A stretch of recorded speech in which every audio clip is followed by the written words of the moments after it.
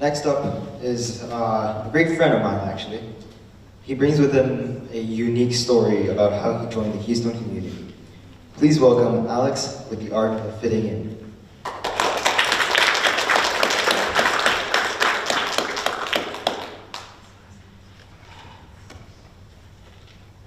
Hello everyone, thank you for being here.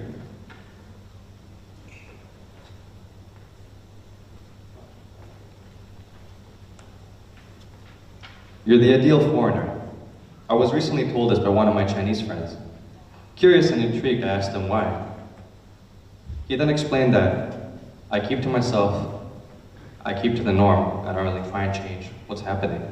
I'm kind, and I'm respectful to others. In that moment, I felt a bit of shame, but also a bit of pride. I was prideful at the fact that I was considered kind and respectful to others, which are two characteristics that most people would describe as admirable. However, those first 2 points, that I keep to myself, I don't try and make an impact in our community, made me disappointed, not only in myself, but also society. To really understand my reaction to this, we must go back to 2016, my first year in Beijing, and my first year outside my home nation of Greece. I was just 10 years old then, with plenty of youthful innocence to amass the realization that I was leaving my home for good, to a place where I did not necessarily belong. Upon my arrival here, I was, and still to this day, am always stared at. Whether it was on line 15 on the Beijing metro, or at the McDonald's at the corner trying to get my McNuggets, the constant staring is part of daily life here, and it's something I never really had an issue dealing with, and never really bothered me, but it never failed to remind me that I stood out here. I moved to Keystone in 2018. I moved from a school full of foreigners to one where we were a minority. Immediately I saw the divide. On my first day here, I sat at lunch all on my own, and no one approached me. Until one small, frail white kid named Lars came. He was a year older than me, and through him I then was introduced to all the foreigners in our community, where I met all my friends. From that day on, it was very clear to me that there were two groups here, the Chinese and the foreigners. In fact, I think it's quite telling that one of the first words I learned here was 外国人, meaning foreigner. This social divide in the school was never really on my mind until the end of 9th grade, when almost all my foreign friends were leaving or had left already. That's when I noticed the absence of Chinese friends that I had. It was very apparent to me that my behavior and association with the Westerners directly influenced my favor amongst the Chinese students. It was a depressing realization. I felt like I was forced to pick one or the other, and that is where I asked myself another question. Do I embrace my Westernness, or do I try to adjust? That's when I started to change. Part of it was maturity, part of it was this realization, but I started to act more in line. I no longer displayed my more Western sense of humor in class, one that most Chinese people did not really relate to or understand. It was different, and I kept to myself more often than not.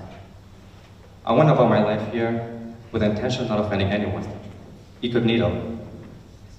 However, in this time, I made myself make sure that I would be open, kind, respectful, and approachable to anyone in the community.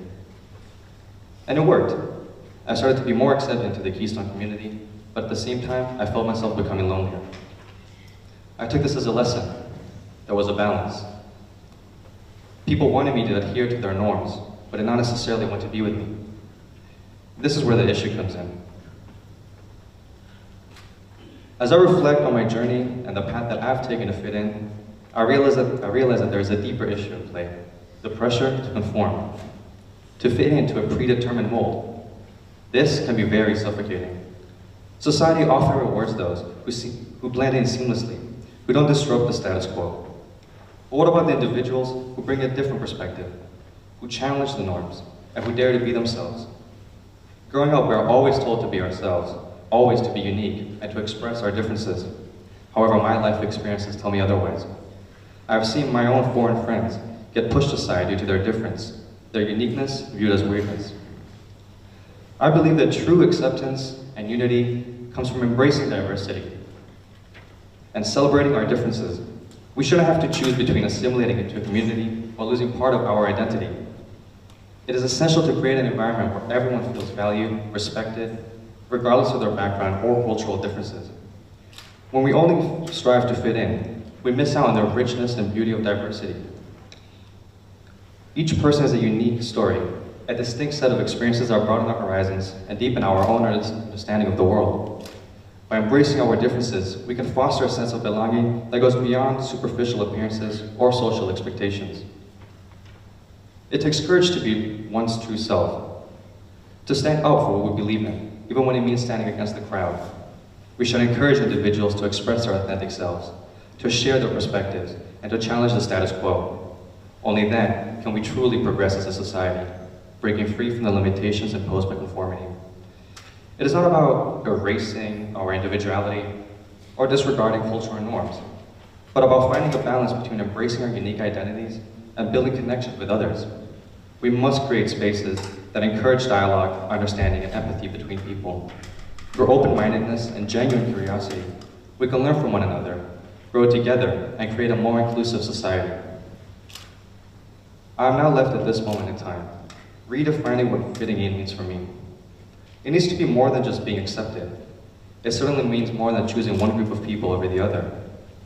It should mean forging friendships and having strong relationships with your peers. It should mean to be respected and accepted for who you are, regardless of your race, background, or personality, to be allowed to thrive in your uniqueness. So as I stand here today, I encourage each and every one of you to celebrate your own uniqueness and to embrace the diversity around you.